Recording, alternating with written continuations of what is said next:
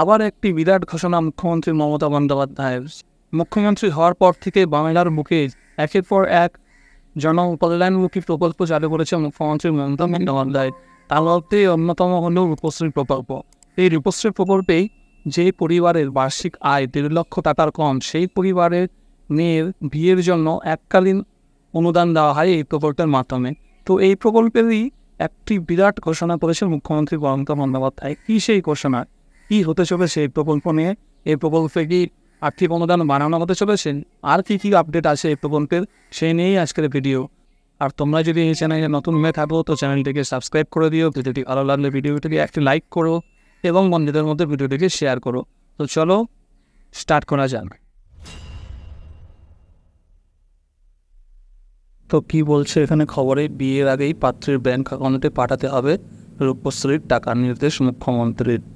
এখানে বলছে যে বিয়ের জন্য এককালীন 25,000 টাকার আর্থিক অনুদান দেওয়া হয় রাজ্য সরকারের তরফে। সেই টাকা সরাসরি ঢোকে পাত্রীর নিজস্ব ব্যাংক অ্যাকাউন্টে। এইবার সেই প্রকল্পের টাকা পাওয়া নিয়ে বড় পদক্ষেপ করল রাজ্য সরকার। নবান্ন সূত্রে জানা গিয়েছে, মুখ্যমন্ত্রীর নির্দেশে রাজ্য নারী, শিশু ও সমাজ কল্যাণ দপ্তরের তরফে সব জেলা প্রশাসনকে জানিয়ে দেওয়া হয়েছে যে এবার থেকে বিয়ের আগেই পাত্রীর ব্যাংক অ্যাকাউন্টে পাঠিয়ে দিতে হবে রূপশ্রীর টাকা। যদি কোনো কারণে দেরিও হয়, সেক্ষেত্রে বিয়ের দিনই যাতে পাত্রী সেই টাকা হাতে পান তার ব্যবস্থা করতে হবে। জানা গিয়েছে, মুখ্যমন্ত্রীর নির্দেশে রাজ্যের নারী, শিশু ও সমাজ কল্যাণ দফতরের তরফে ভিডিও কনফারেন্সের মাধ্যমে রাজ্যের সব জেলা প্রশাসনকে জানিয়ে দেওয়া হয়েছে এবার থেকে আর বিয়ের পরে নয়, বিয়ের আগে বা বিয়ের দিনই যোগ্য উপভোক্তাকে রূপশ্রীর টাকা দিতে হবে। এতদিন অনেক ক্ষেত্রে এমন ঘটনাও ঘটেছে যেখানে আবেদনকারীর বিয়ে হয়ে গেলেও অনেক দিন পর সেই টাকা পেয়েছেন, কারণ সময়ের মধ্যে সেই আবেদনগুলি যাচাই করে উঠতে পারেননি সংশ্লিষ্ট আধিকারিকরা।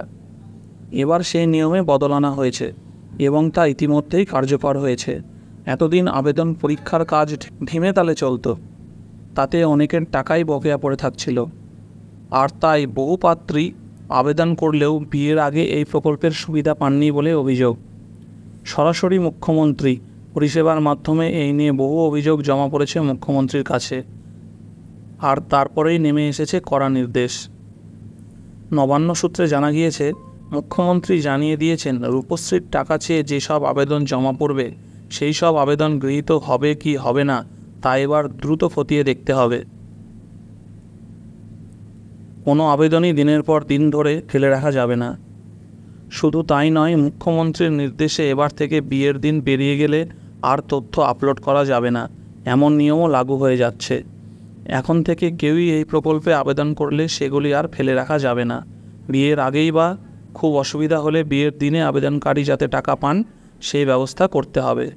এ কারণে দ্রুত আবেদন যাচাই করে পোর্টালে আপলোড করতে হবে জেলা প্রশাসনকে। যেসব আবেদনকারীর বিয়ের তারিখ পেরিয়ে গিয়েছে অথচ আজ পর্যন্ত আবেদন যাচাই করে রিপোর্ট আপলোড করা হয়নি, সেসব অবিলম্বে সেরে ফেলতে হবে জেলাগুলিকে, একথাও স্পষ্ট করে জানিয়ে দিয়েছেন মুখ্যমন্ত্রী। আর রূপশ্রী প্রকল্পে যে টাকা বাড়ানো নিয়ে খবরটা এসেছিল, তো সেই টাকা বাড়ানো নিয়ে এখনও নতুন কোনো আপডেট আসেনি। আপাতত 25,000 টাকা করেই প্রত্যেককে দেওয়া হবে, কিন্তু ভবিষ্যতে পরিকল্পনা রয়েছে এই টাকাটা বাড়িয়ে 30 কিংবা 35,000 টাকা দেওয়ার। তো যখনই এই টাকা বাড়ানো সংক্রান্ত কোনো নতুন তথ্য আমাদের হাতে আসবে আমরা সঙ্গে সঙ্গে আপনাদেরকে ইনফর্ম করব এবং সেই সম্পর্কিত নতুন ভিডিও তৈরি করব। তো ভিডিওটি ভালো লেগে থাকলে ভিডিওটিকে লাইক করবে এবং এরকম নিত্য নতুন তথ্য সমৃদ্ধ ভিডিও পেতে চ্যানেলটিকে অবশ্যই সাবস্ক্রাইব করে রাখবে এবং বন্ধু বান্ধব এবং রিলেটিভের মধ্যে ভিডিওটিকে শেয়ার করে দেবে। ততদিন ভালো থাকো, সুস্থ রেখো, নিজেদের খেয়াল রেখো। দেখা হচ্ছে পরের ভিডিওতে।